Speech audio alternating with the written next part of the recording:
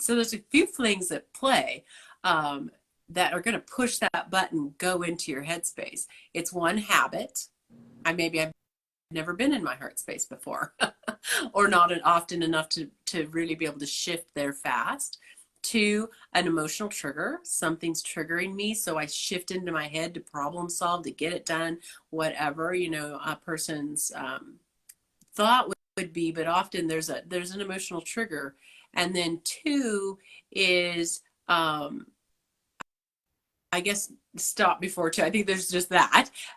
But then my brain went to, and then we start seeing it cascades, because then we start seeing all the examples that you just, the health examples, the health issues that can start coming up. And that even shoves us deeper into our heart, our head space. It tends to just kind of bog us deeper in, because as I start to not sleep, or I'm starting to affect my hormones, the brain fog, it's going to cause me to shove often harder into the brain space to just to get through now, and we're just adding to the problem and the challenge. So a simple, but sometimes not so simple, but it is simple. A simple shift we can make to support our thyroid, to support our everything you listed, our immune system, get better sleep, get our hormones in balance, just an overall body support, is shift into our heart space.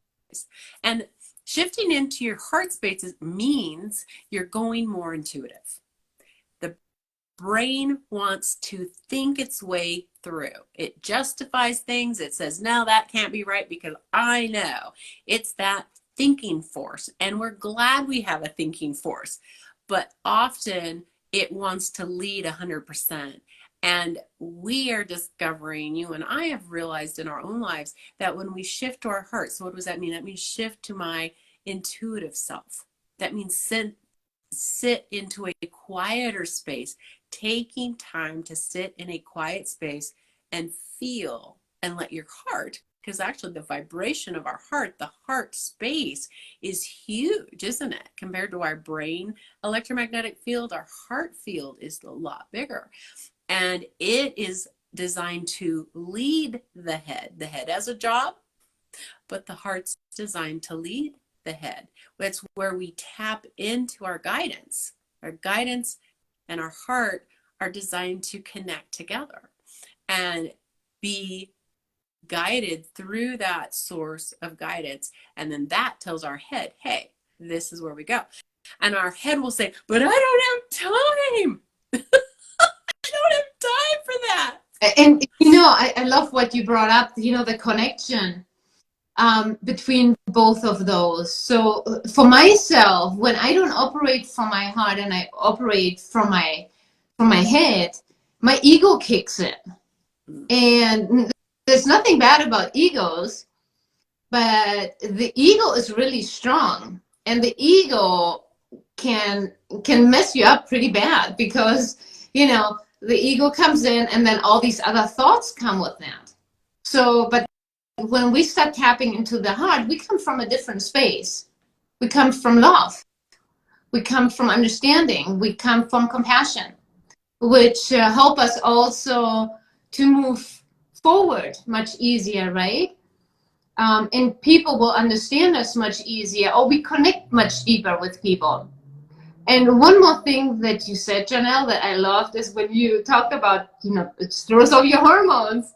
Here you go, extra PMS. I mean, who wants that? If you're having a period or not, it doesn't matter. Your hormones are going to be off due to all that, due to the stress. And who wants a real person that's bitching all the time and is pissed off? So everyone goes a different way, right?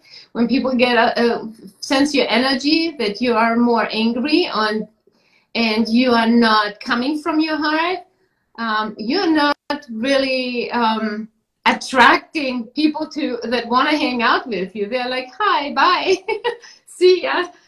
And the same thing, with your kids, the same thing. They can notice that. They're very intuitive, and they don't want an angry mom. or anyone to be around a space that that doesn't have that loving and compassionate energy. That's what